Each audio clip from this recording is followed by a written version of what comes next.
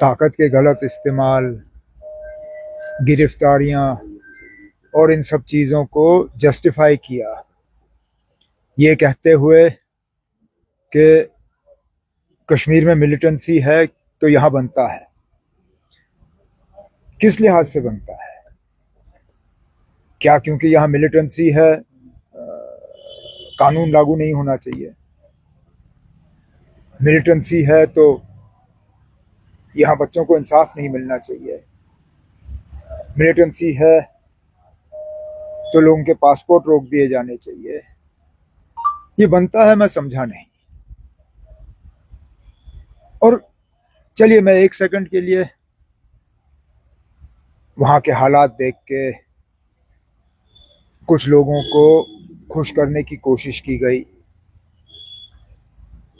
वो पुरानी आदत, यहाँ पे एक बात और दिल्ली में दूसरी बात, वो आदत गई नहीं।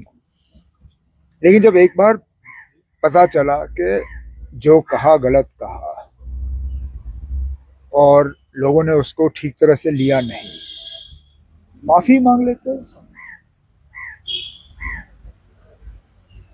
मतलब उनके कद में कोई कमी नहीं आती अगर वो आप लोगों को इसी तरह बुला के पार्टी के दफ्तर में कहती है मैंने जज्बात में आके कोई ऐसी बात की जो गलत बात थी और मैं उसके लिए माजरत खा हूं, माफी चाहती हूं, बजाय ये कि माफी मांगे,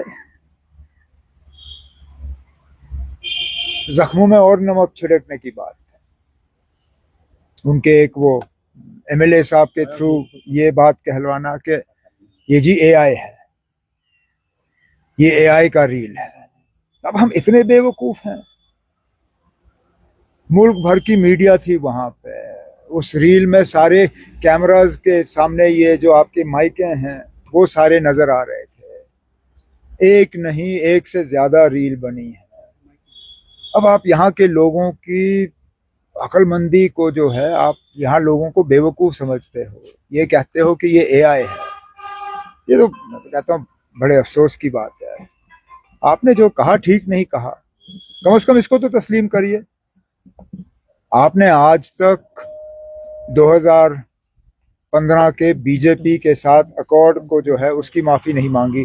चलिए ठीक है, नहीं मांगी। 2016 के हालात के आपने कभी उसका मतलब, चलिए माफी तो दूर की बात, उसके लिए अफसोस का इजहार नहीं किया। चलिए आपने दूध टॉफी की बात की, उसको भी बार बार जस्टिफाई करने की कोशिश की, और आज तो दूध टॉफी को छोड़ के आज तो कहा कि ये तो बनता है।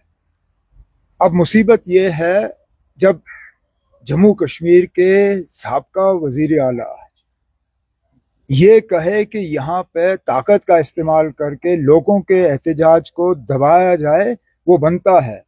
इसके बाद कौन कश्मीरी अपने हकूक के लिए बाहर आएगा? अगर हम ही लोग जो किसी पोस्ट पे बैठे हैं ये कहते हैं ना मरकज के तरफ से आप आओ यहाँ दबाओ क्योंकि यहाँ बनता है, कौन निकलेगा? कल को हम स्टेटहुड के लिए ही अगर एहतजाज करना शुरू करें, अब महबूबा मुफ्ती के